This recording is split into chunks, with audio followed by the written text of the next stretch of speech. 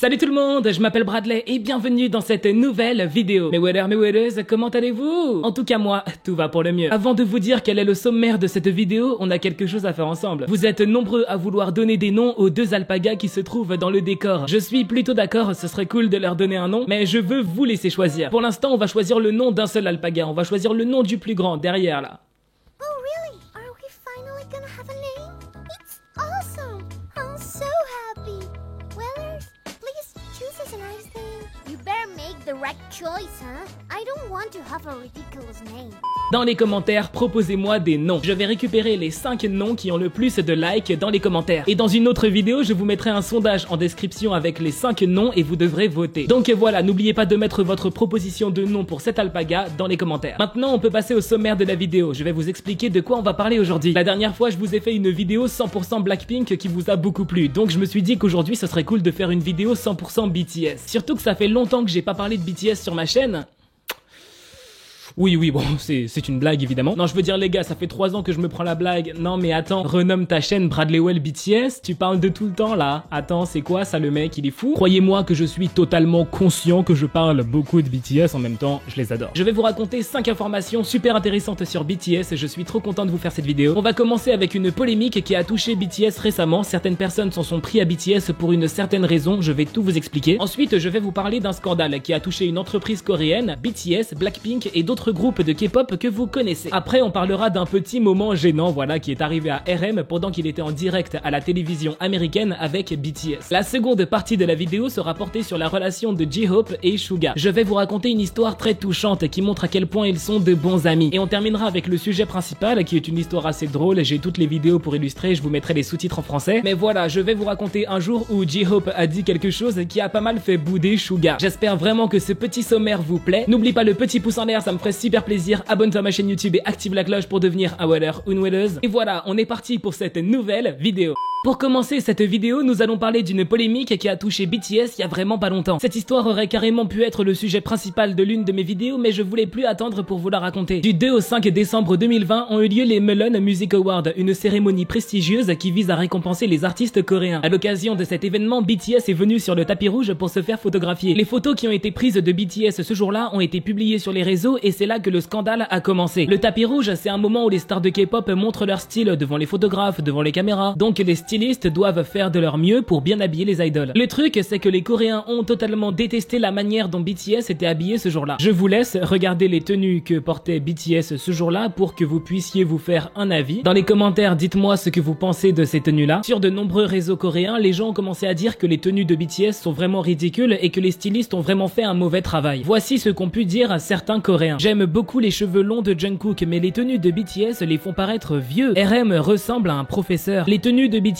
sont moches, mais qu'ont fait leur styliste sérieux? RM ressemble à un professeur. Apparemment, les professeurs n'ont vraiment pas la cote en Corée du Sud. Beaucoup de Coréens ont dit que RM ressemble à un prof et apparemment, ils détestent ça. Alors que bon, je pense que beaucoup d'entre vous auraient kiffé avoir un prof qui ressemble à RM. Il y a eu beaucoup d'autres commentaires négatifs, je vais pas tous vous les lire, notamment des gens qui disent qu'ils détestent les cheveux longs de Jungkook et d'autres personnes qui disent qu'ils n'aiment pas les tenues de BTS puisqu'ils les trouvent vraiment laides. Je vais quand même vous donner mon avis sur leurs tenues. Personnellement, je ne les trouve pas moches du tout. Leur tenue ne me choque vraiment pas. D'ailleurs, je donne un méga bon point à la tenue de Jin et V. C'est vraiment un style que j'apprécie beaucoup. Je trouve ça trop stylé. Après, c'est les goûts et les couleurs. Vous avez parfaitement le droit de ne pas aimer leur tenue. Y a pas de souci. D'ailleurs, n'oubliez pas de me donner votre avis sur leur tenue dans les commentaires.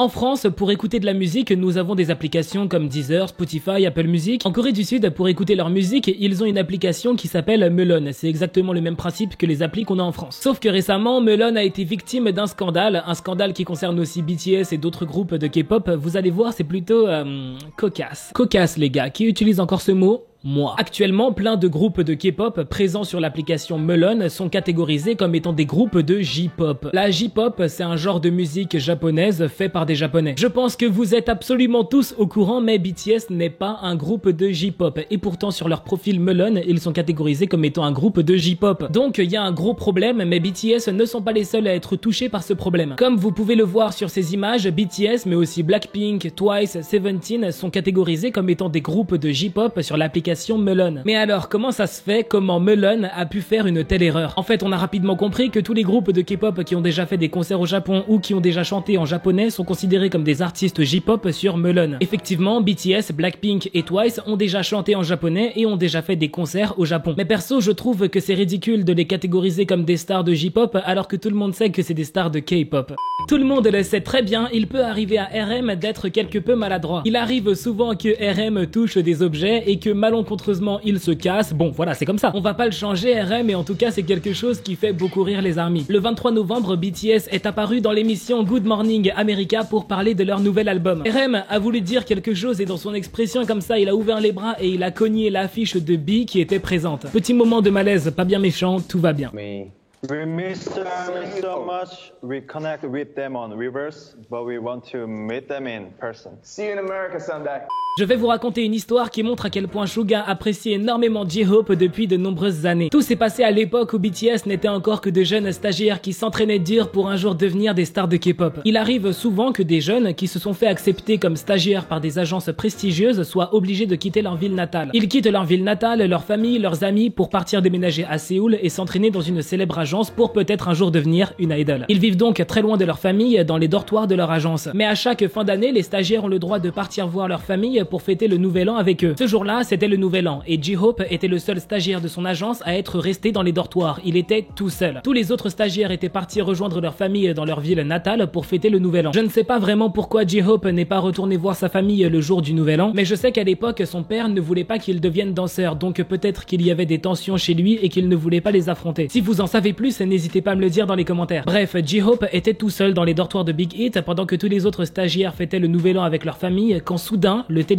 de J-Hope se met à sonner, c'est Suga qui l'appelle. J-Hope décroche son téléphone et là, Suga lui demande comment il va. J-Hope lui répond qu'il va bien mais qu'il s'ennuie beaucoup puisqu'il est tout seul. Suga était tellement triste que J-Hope se retrouve tout seul le jour du nouvel an pendant que tous les autres stagiaires étaient chez leur famille, donc Suga a décidé d'agir pour son ami. Ce jour-là, Suga n'est pas parti fêter le nouvel an avec sa famille comme c'était prévu. Il est parti acheter du poulet et il a rejoint J-Hope. Et au final, J-Hope n'a pas passé le nouvel an tout seul, il l'a passé avec Suga. Quelques années plus tard, J-Hope a raconté qu'il a été extrêmement touché par ce qu'a fait Suga pour lui ce jour-là. J-Hope avait même dit que si Suga avait été une fille, il serait tombé amoureux de lui. Je trouve ça magnifique que Suga n'ait pas laissé J-Hope tout seul ce jour-là. N'hésitez pas à me dire ce que vous pensez de cette histoire dans les commentaires. Maintenant, je vous propose qu'on passe au sujet principal de cette vidéo que vous avez déjà pu voir dans le titre. Je vais vous raconter un jour où J-Hope a dit quelque chose à Suga. Je vous jure, Suga, il était dégoûté, il était au bout de sa vie. Tout s'est passé dans une vidéo de BTS où on a demandé aux membres de BTS d'écrire ce qu'ils pensent de Suga sur une feuille. Et Suga, lui, devait écrire ce qu'il pense des autres membres de BTS sur sa feuille. Directement, Jimin a écrit que Suga est comme sa grand-mère. Alors, je sais pas pourquoi Jimin a écrit ça, mais j'ai peut-être une théorie. On dit souvent que Suga, il a une maturité, une manière de penser, de faire les choses qui pourrait faire penser qu'il est plus vieux alors qu'il n'a que 27 ans. Peut-être que c'est dans ce sens-là que Jimin a dit que Suga est sa grand-mère. Ou alors, bon, là ça devient complètement fou, mais attendez les gars. Si ça se trouve, Suga est vraiment la grand-mère de Jimin depuis le début.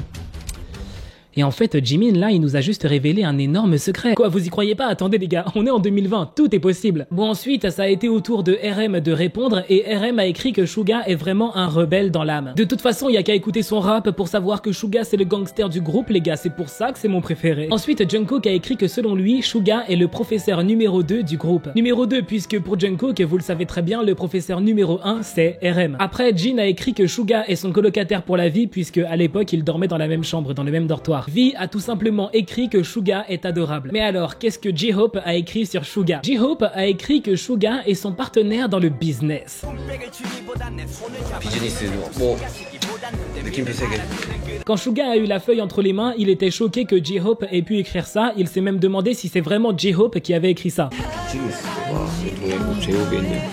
Suga était super choqué puisque quand on a demandé à Suga son avis sur J-Hope, Suga a écrit que J-Hope est son frère pour la vie. Donc ouais, Suga était super choqué et déçu que J-Hope ait écrit que pour lui, Suga c'est juste son partenaire dans le business quoi. Suga se demandait vraiment si pour J-Hope, leur relation se résume au fait qu'ils soient de bons collaborateurs au travail. Après, il était pas énervé non plus, hein. Tout s'est passé dans une ambiance bon enfant, c'était cool, c'était drôle. Mais imaginez un peu, vous dites à tout le monde que vous considérez une personne comme votre frère pour la vie et la personne a dit à tout le monde qu'il vous considère comme un bon associé au boulot quoi. Évidemment, ça fait mal. Suga a commencé à bouder de manière trop mignonne et il commençait à répéter business, business, mais qu'est-ce qu'il raconte J-Hope? Et puis Suga est du genre très franc, il a directement dit à J-Hope qu'il était déçu de ce qu'il a écrit.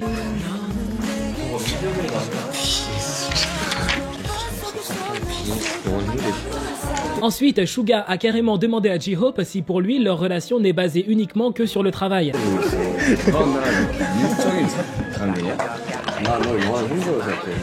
Pour lui répondre, J-Hope a simplement rigolé.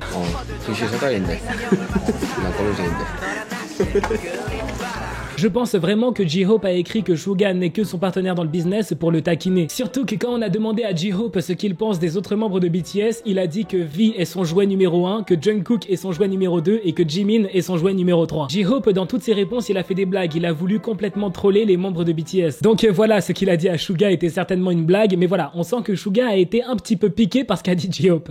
Voilà, c'est déjà la fin de cette vidéo, j'espère vraiment qu'elle vous aura plu. Tu peux déjà mettre un petit pouce en l'air, ça me ferait super plaisir. Et là, quand je pense à tout le montage que je dois faire, là j'ai tourné 1h30, 2 heures, donc ça va être long. Mais en tout cas, merci d'avoir regardé la vidéo jusque là, je vous adore. Si ce n'est pas encore fait, n'oublie pas de t'abonner à ma chaîne YouTube et d'activer la cloche, comme ça tu seras au courant dès que je sors une nouvelle vidéo. Merci à tous ceux qui sont déjà abonnés, vous êtes les meilleurs. Et voilà, on se dit à très bientôt pour une nouvelle vidéo. Bye, trop de love entre nous.